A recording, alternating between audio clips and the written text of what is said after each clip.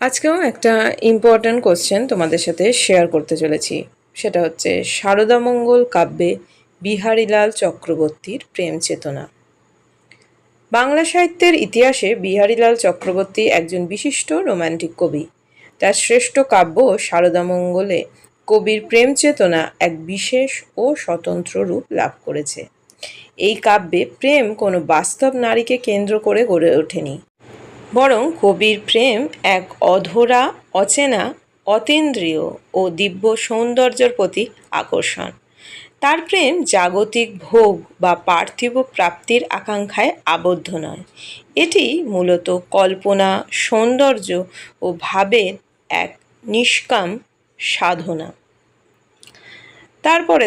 তারপরে হচ্ছে আমি এগুলো পয়েন্ট করে লিখি যাতে তোমাদের বুঝতে সুবিধা হয়। একে হচ্ছে দিব্য সৌন্দর্যের সাধনা।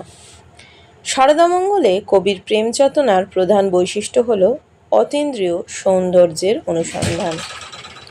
কবি যে সৌন্দর্যকে ভালোবাসেন তা বাস্তব জগতের সীমাবদ্ধ সৌন্দর্য নয়।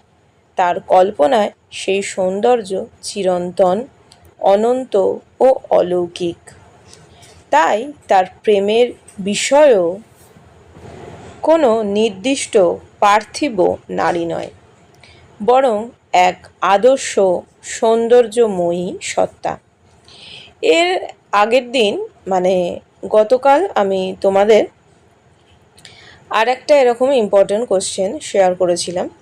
তো তোমাদের যদি এরকমই খুবই দরকার সেই নোটগুলো, আমাকে অবশ্যই কমেন্ট বক্সে কমেন্ট করে জানাতে পারো যে কোনটার অ্যান্সার তোমাদের আগে দরকার। তাহলে সেটাই আমি তোমাদের সাথে আগে শেয়ার করে দেবো। তো যাই হোক, তারপরে 2 নাম্বার হচ্ছে অমরবালা বা শারদার প্রতীকী রূপ। কাব্যের সূচনাতেই উষা লগ্নের আবহে অমরবালা বা শারদার আবির্ভাব ঘটে। এই শারদা কোনো সাধারণ নারী চরিত্র নন। তিনি কবির কল্পনায় চিরন্তন সৌন্দর্য, প্রেম ও আনন্দের প্রতীক। তাকে কেন্দ্র করেই কবির অন্তর্জগতে প্রেম ও সৌন্দর্যের এক অপার্থিব অনুভূতির সৃষ্টি হয়। ফলে শারদা হয়ে ওঠেন কবির মানসলোকে বিরাজমান এক আদর্শ প্রেমমূর্তি। তো এটা আমাদের গেল 2 নাম্বার পয়েন্ট। এবার 3 নাম্বার পয়েন্ট কি লিখেছি। 3 নম্বরে হচ্ছে মানসী প্রিয়তমার প্রতি প্রেম। বিহারীলালের প্রেমের অন্যতম বৈশিষ্ট্য হল মানসী প্রিয়তমার ধারণা। তিনি বাস্তব জীবনের কোনো নারীর প্রতি প্রেম নিবেদন করেননি। তার প্রেম নিবেদিত হয়েছে এক কল্পিত, অধরা ও অপ্রাপ্য সৌন্দর্যের উদ্দেশ্যে। এই প্রিয়তমা কবির মনে সৃষ্টি, তার কল্পনার জগতে যার অবস্থান। তাই এই প্রেমের মধ্যে বাস্তব সম্পর্কের চেয়ে কল্পনা ও অনুভূতির গুরুত্বই বেশি। এরপরে 4 নাম্বার, প্রেমের মধ্যে কল্পনার প্রাধান্য। শারদামঙ্গলের প্রেম চেতনা মূলত কল্পনা নির্ভর। কবি বাস্তব জগতের সীমাবদ্ধতার মধ্যে তার কাঙ্ক্ষিত সৌন্দর্যকে খুঁজে পান না। তাই তিনি কল্পনার সাহায্যে এক স্বপ্নময় সৌন্দর্য লোক নির্মাণ করেন এবং সেখানে তার প্রিয়তমার সঙ্গে মানসিক মিলন অনুভব করেন। এই কারণে তার প্রেমে বাস্তবতার চেয়ে স্বপ্ন, কল্পনা, অনুভূতি ও সৌন্দর্য বোধের প্রাধান্য লক্ষ্য করা যায়। এর পরের পয়েন্ট হচ্ছে শেলীয় রোম্যান্টিকতার প্রভাব। বিহারীলাল চক্রবর্তীর প্রেম চেতনার সঙ্গে ইংরেজি রোম্যান্টিক কবি পি.বি. শেলীর ভাবধারার কিছু সাদৃশ্য লক্ষ্য করা যায়। শেলীর কবিতায় যেমন বাস্তব জগতে সীমাবদ্ধ সৌন্দর্যের ঊর্ধ্বে এক আদর্শ ও চিরন্তন সৌন্দর্যের সন্ধান দেখা যায়, তেমনি বিহারীলালও তার কল্পনার প্রিয়তমার মধ্যে এক অতীন্দ্রিয় সৌন্দর্যকে উপলব্ধি করেছেন। তার প্রেম তাই বাস্তবের চেয়ে আদর্শের দিকে বেশি ধাবিত। এটা গেল আমাদের 5 নাম্বার পয়েন্ট। এরপরে 6 নাম্বার, প্রেমের নিষ্কাম ও পার্থিবতা মুক্ত রূপ। বিহারীলালের প্রেমে জাগতিক চাওয়া পাওয়া, ভোগের আকাঙ্ক্ষা বা স্থূল কামনা অনুপস্থিত। এই প্রেম সম্পূর্ণ নিষ্কাম ও আত্মিক।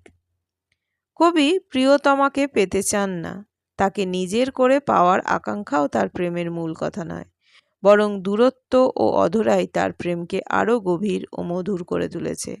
তাই তার প্রেমকে এক ধরনের ভাব সাধনা বা সৌন্দর্য সাধনা বলা যায়। এরপরে নেক্সট হচ্ছে আত্মনিমগ্নতা, ভাবন মাদনা। শারদামঙ্গলে কবি বাইরের বাস্তব জগতের চেয়ে নিজের অন্তর্জগৎকেই বেশি নিমগ্ন। তার প্রেম তাকে এক ধরনের আত্মহারা ও ভাবোন্মাদ, মানে ভাবে যে উন্মাদ অবস্থায় নিয়ে যায়। তিনি নিজের অনুভূতি ও কল্পনার জগতে প্রিয়তমার সন্ধান করেন। এই প্রেমের আনন্দ বাহ্যিক প্রাপ্তির আনন্দ নয়, এটি অন্তরের অনুভব ও আত্মিক উপলব্ধির আনন্দ। এরপরে 8 নম্বর হচ্ছে বিরহ ও অধরার মাধুর্য। বিহারীলালের প্রেম চেতনার একটি গুরুত্বপূর্ণ দিক হল অপ্রাপ্তির মধ্যেও প্রাপ্তির অনুভূতি। তার প্রিয়তমা অধরা, তাই তাকে পাওয়ার আকাঙ্ক্ষা কখনো সম্পূর্ণ তৃপ্ত হয় না, কিন্তু এই অপূর্ণতাই তার প্রেমকে আরও গভীর ও মধুর করে তোলে। প্রিয়তমার অনুপস্থিতি তার কল্পনাকে আরও সক্রিয় করে এবং প্রেমকে এক রহস্যময় আবেগে পরিণত করে। তো এটা আমাদের 8 নাম্বার পয়েন্ট হয়ে গেল। এরপরে দেখো কি লিখেছি। এরপরে 9তে লিখেছি প্রেম ও সৌন্দর্যের একাত্মতা।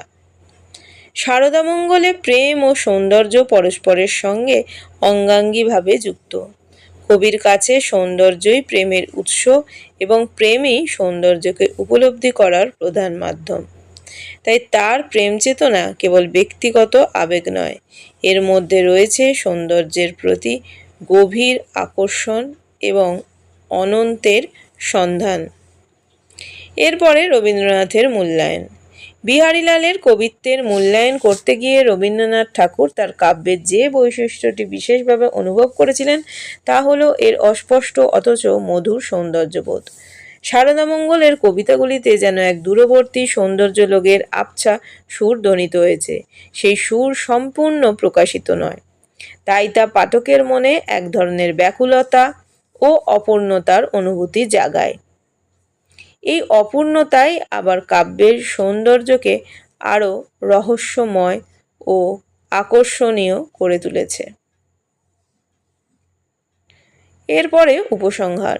সুতরাং বলা যায় শারদামঙ্গলে বিহারীলাল চক্রবর্তীর প্রেম চেতনা মূলত অতীন্দ্রিয় সৌন্দর্যের সাধনা, মানসী প্রিয়তমার আরাধনা, নিষ্কাম প্রেম, কল্পনার আশ্রয়, আত্মনিমগ্নতা এবং অপূর্ণতার মাধুর্য এর সমন্বয়ে গঠিত।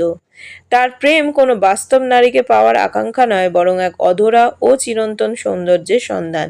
এই কারণেই তার প্রেম চেতনা বাংলা রোম্যান্টিক কবিতায় এক স্বতন্ত্র মর্যাদা লাভ করেছে। আজকে ভিডিওটা এখানেই শেষ করলাম। সবাই খুব ভালো থেকো।